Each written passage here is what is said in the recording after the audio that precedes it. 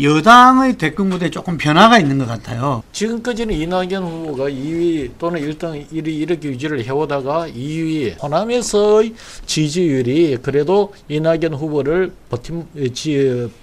받쳐주는 버팀목 역할을 했었는데 호남에서의 지지율조차도 이재명이 상당히 접근해가 있는 이런 구도가 돼가 있습니다. 그래서 이낙연 입장에서는 연말 연초에 뭐 사면론이라든가 뭐 이런 논쟁이 휘말려서 이렇게 되는 부분도 있을 텐데 앞으로 이낙연 대표가 어떻게 대응하느냐가 지금 관건이 될 상황이 되어 있습니다. 솔직히 근데 사면론 제기가 이제 계기가 됐을 거라고 보지만 그 이전에도 보면 동력을 상실해서 이재명한테 추월당하기 시작을 했죠.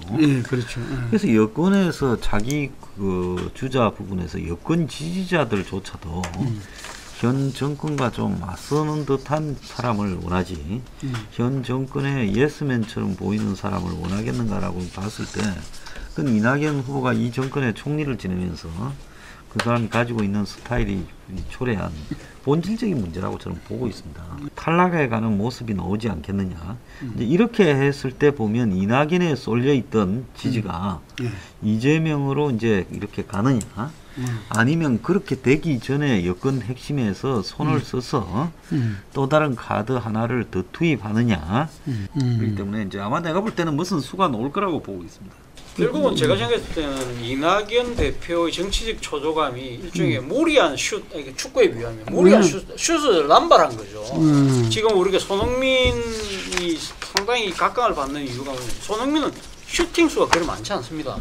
한 경기에 보통 한 2개, 3개 때리는데 골 결정이 탁월하거든요. 그러니까 그 3개 정도를 때리면 전부 다 골문 안으로 가고 골키퍼 있으면 골대에 막히고 아니면 들어간다는 거죠. 그러니까 지켜보는 팬들 입장에서는 야, 저 사람 우리 스트라이커 맞다.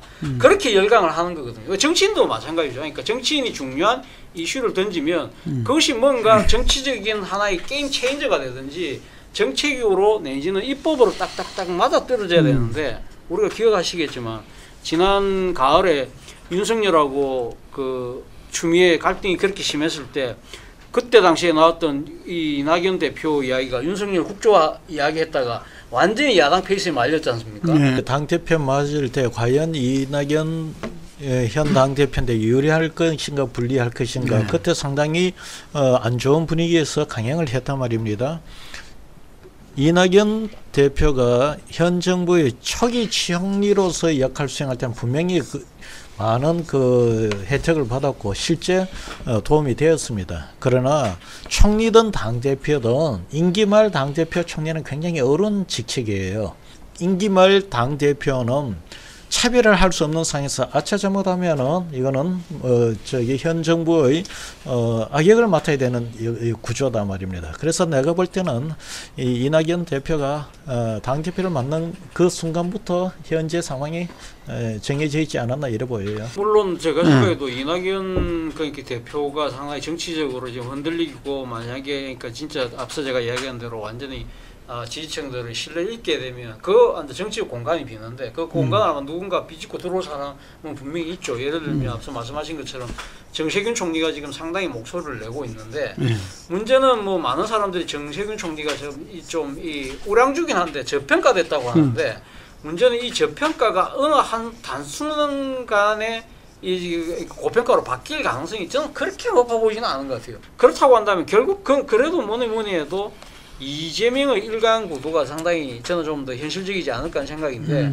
문제는 이재명이 그럼 여권의 대표주자로서 가면 정권을 재창출할 수 있을 것이냐 그리고 그렇게 만든 정권의 과연 재창출이라고 이게 소위 말해서 친문 핵심 지지층이 그걸 받아들일 것이냐 제가 주목하는 사람 박용진의 사실 어디 친문이 아니라고 하는데 근데 박용진이 지금 여러 가지 했던 유치원법이라든지 그리고 또 이 지금 삼성바이오에 대한 아주 집요한 삼성 저격수라든지 이런 것들의 가치들을 보면 상당히 친문의 핵심 가치들하고도 일치하는 측면이 분명히 있거든요. 그리고 예. 박용진이가 사실은 재선 의원에 불과하긴 하지만 그래도 그러니까 지금 국민적 인지도도 상당히 높다는 겁니다. 그래서 모르겠습니다. 이 과연 박용진이 하기 나름에 저는 뭐 상당히 좀 좌지우지된다고 생각이 드는데 지금 시간이 남아 있기 때문에 박용진이 과연 얼마만한 의지로 한번 붙어볼 건가. 박용진은 1.2%에서로 끝에서 김두관 다음으로 제일 처지는 순위 나옵니다. 이게 왜 그런가 하니 박용진 의원은 기본적으로 이 사람이 리더형의 이미지가 아니에요.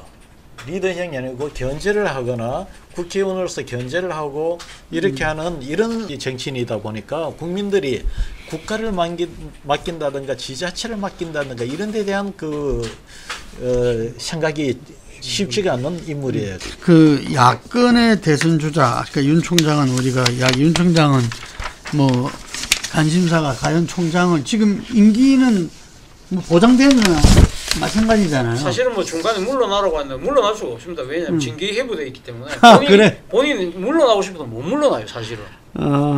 이 징계 절차가 마무리가 안 돼 있기 때문에 소송 가 있기 때문에 아니 그러니까 지금 징계에 지금 그거 돼 있고 본안 소송도 걸려 있고 그렇기 때문에 징계가 진행되는 상황이기 때문에 본인이 그러니까 사표 쓴다고 해서도 수리가 될 수가 없는 상황입니다. 지금 현재 7월 달까지 가는 과정에서 이렇게 침묵하고 갈 수밖에 없을 거고요.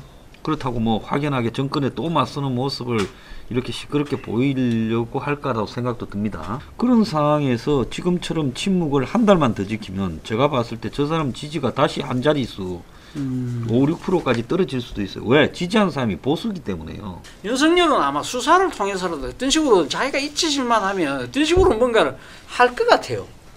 울산 사건이 진행이 돼야 되는데 아마 윤석열 총장이 울산 사건을 다시 불을 붙이게 되면 이제 그건 정권하고의 또 다른 싸움으로 이렇게 부딪히겠죠. 그래서 이제 본인이 진짜 대권에 대한 의도가 있다면 그 부분을 들고 놓을 거고 그렇지 않고 뭐 본인도 이지고잉하겠다고 하면 지지율도 내려가면서 대권에서 점점 멀어지게 되겠죠.